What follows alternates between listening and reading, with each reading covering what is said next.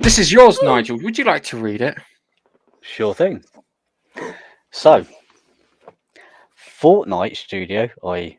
Epic Studios, or Epic Games, has been hit with a £201 million fine and ordered to stop tricking players. So this is down to their microtransaction nonsense that they stick into their games.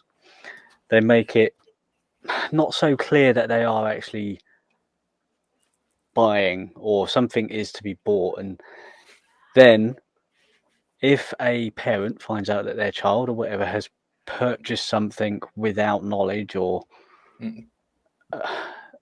unauthorized purchase and they put a request for the money back, Epic have been blocking accounts.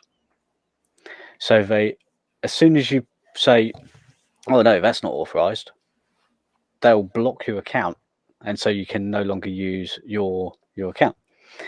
So let's.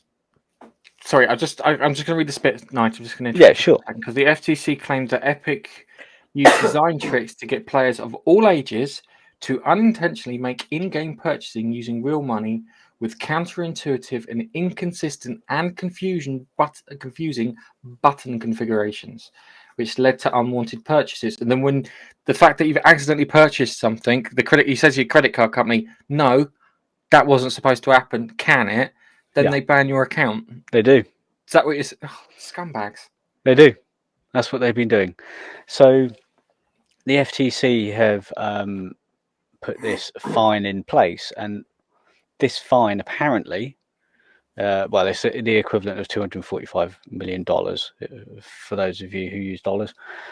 Apparently, they're going to use this fine to pay the people who have been trying to claim this money back.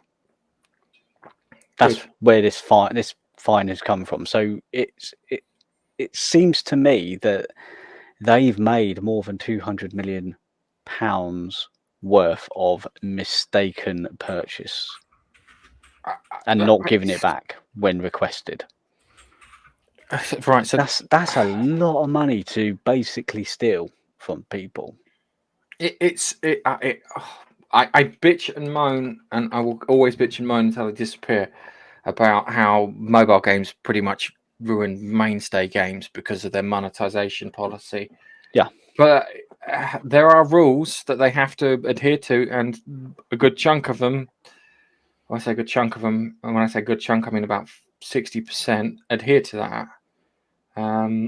Because they want to carry on doing these things. But this is... you don't sit there and configure. Imagine that. It's like, kind of, do you want this? And then the no button is the purchase button. I know it's not that. It's not that. It's going to be just something. Using that as a hyperbolic example. I do not play this game, and I will never play this game. Although my youngest, he quite likes it, and I've told him. Basically, he plays it on the PlayStation, and I've set it up so the payment has to get double confirmed. Anything you purchase has to get double confirmed, and that comes to me, so I can control that. But there's a lot of people who won't set things up like this, and so the accidental purchases will happen because maybe you don't know you're purchasing it. It might be just, do you want this? Yeah, okay, and then you get it, and they don't tell you they charge. Maybe I don't know quite how it's an accidental purchase. Do you remember I used to cover those stories of the kids that somehow racked up 20 grand through like FIFA transactions and whatnot? Yeah. Could you imagine it? It's like your kid pesters you for like a games console and a copy of Fortnite or Apex Legends or something, and you're like, okay, here, take just be responsible, this, that, and the other, and then the next day you get a credit card bill for something ridiculous. Poor kid doesn't quite understand what they've done. Yeah. It's scum. It's so scummy. It really is preying on people. I think maybe what they need to do, the industry needs to do, is say, if you have monetization options within your game, this game should be elevated to the age level where you typically would have a job to be able to pay for that. And that means 18 plus, typically. So it should, if you've got monetization within your game, it's an 18 plus game. So put it to gambling level. Gambling level, because a lot of it is loot crates where you don't know what you're going to get. And because of that, it's a gamble, and because of that, it should be. I do think wanna- that it's. I was going to say, I do think though that there's a lot of ownership on parents here. There really is, and like what you've done, you've set it up for that dual authentication. I mean, Yeah. I've done exactly the same. My son can't buy anything without it coming to my card. You know, again, an alert basically. So I do think that, and I also do think that obviously there's peer pressure with their friends saying, "Oh, I've got the new Game Pass," because my son's played Fortnite. He played it for years. Yeah. And I've accidentally pressed the button. I've got the new Game Pass, because if the parents haven't set the payment, set up that protection, I think there's more of that going on than accidental purchasing. I really do. There could be some of that, but I don't, because they don't actually go into detail in this article on how these these strange purchases can happen. You can't then avoid them. The article needed to tell you what the method is that they're doing to trick people, because that's what the article's saying. They're basically tricking people. I've seen, to be honest, I've seen no trickery.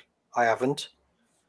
I've seen no trickery. The only thing that I can see is they advertise these game passes that give you all these skins and crates and whatever. Yeah. And if their friends have got that, they're like, "Oh, well, I need that." But you don't need it to win, though, do you? You don't. No. You just get an extra. You just get an extra skin. It just changes the way you look, or the equipment that you hold looks different. There is literally no bearing on how you play the game or anything like that. Battle passes. That's what they call them. That's it. That's it. Not game passes. Battle passes. That's it. Yeah. That's right. I was sitting there thinking, Games Pass. I like Games Pass. You get lots of games to play each month. Why are you slagging off games? Oh. My mistake. Yeah, battle pass. Yeah, battle pass, which are like £7-8 a time when they bring them out. I saw my son. He was about to buy the battle pass once, and I was like, "Oh, how are you paying for that?" And he goes, "Oh, during the games I've played, I've earned a certain amount of whatever they might be, and so I'm using that to pay." Yeah, I have seen that as well. Yeah. I said, "Okay, that's fine as long as you're not using money to pay." But that's frightening in itself, because when you see the amount of hours they have to put in to get those, whatever you get, those virtual credits. Yeah. It's like, Jesus, how long have you been playing this? Yeah. Yeah.